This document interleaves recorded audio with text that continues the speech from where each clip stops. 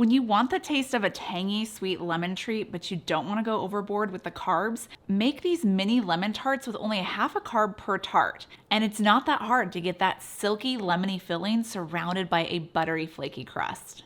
Start by making the pie crust. This is my well-loved keto pie crust recipe. It's almond flour based, so add in 1 cup of almond flour, 3 tablespoons of coconut flour, 1 teaspoon of xanthan gum, and a half a teaspoon of salt to a food processor. The reasons why everybody loves this recipe is not only does it taste like actual pie crust, but it has a similar flaky texture too. The key to getting flaky pie crust is to use cold cubed unsalted butter. And I put this in the freezer before I started gathering my ingredients, so it's extra chilled. And that butter needs to stay solid because the minute you let it soften, you aren't getting flaky pie crust. I also add in some cream cheese. This helps to neutralize the flavors from those nut flours.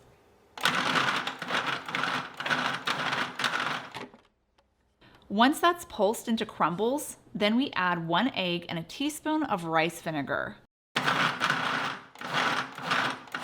Mix just enough until it's incorporated. Don't overmix it or else you're gonna soften up that butter. You want flakes of butter in your dough. When you roll out the dough in between 2 sheets of parchment paper, you can see how well you did in keeping those flakes of butter throughout the dough. Roll it out until it's about the thickness of the June 2023 issue of Good Housekeeping magazine, which is about a half a centimeter thick. How to mix a mean martini. Better save that issue. Our crust is going to go into a mini muffin tin. You can use a regular muffin tin, but I went with the mini because I wanted to put the entire bite in my mouth.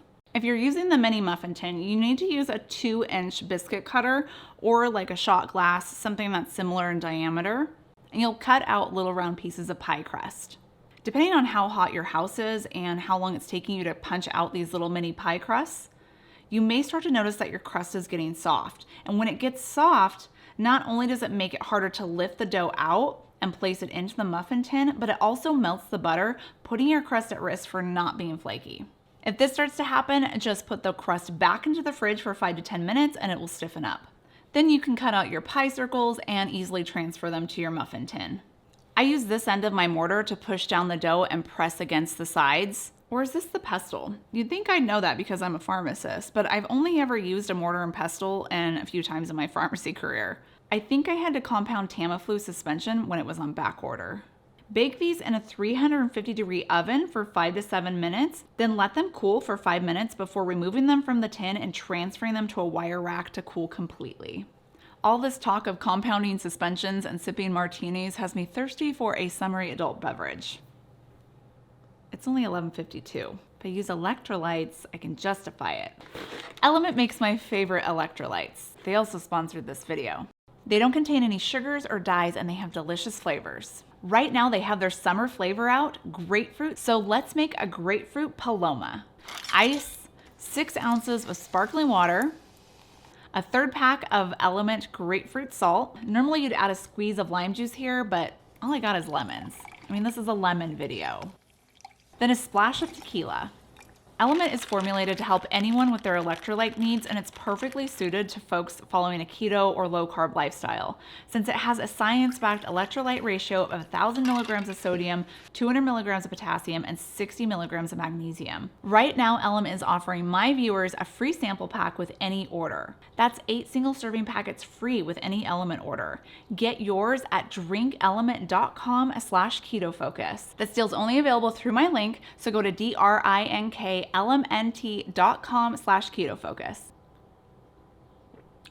That hit the spot. Where was I? Oh yeah, lemon curd.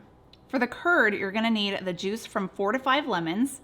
I like using these old-fashioned juicers because they work so well. But first, before you squeeze all that lemon juice out, you're gonna need some lemon zest too, so make sure you zest 4 lemons first because there's nothing worse than trying to zest a half of a squeezed lemon. It just doesn't work. Back to the juicing, you're gonna need a half a cup of lemon juice, so depending on the size of your lemons and how good of a job you do, it's gonna take around 4 to 5 lemons to get that much juice. To make the curd, add 1 cup of powdered sugar-free sweetener to a saucepan, and a pinch of salt. For sweetener, I'm using allulose because sometimes those other sugar-free sweeteners can crystallize when they cool, but allulose doesn't do that. Then add in your lemon zest, lemon juice, and 5 egg yolks. Whisk this together over medium heat and let it cook. You want to stir it continuously until the mixture starts to thicken and it coats the back of your spoon. Don't let it go too long or get too hot because you're going to end up with scrambled eggs, and sweetened lemony scrambled eggs is gross. Just not good. Texture thing. That is perfect. So remove it from the heat, then stir in 8 tablespoons of cubed chilled unsalted butter. Just mix in a few cubes at a time and stir it until it's incorporated. Once it's all melted, you want to chill it in the refrigerator for a few hours, and this will thicken up some more once it's in there. Now that it's chilled for a few hours and thickened up a little bit more, you can pour this into your pie crust with a spoon or just use a piping bag. Top it with some fresh berries or some powdered sugar-free sweetener or even some whipped cream. The curd is going to continue to set and thicken after a while, but they're also fine just to eat right now. It's the perfect summertime recipe. For more keto summer recipes, just click right here.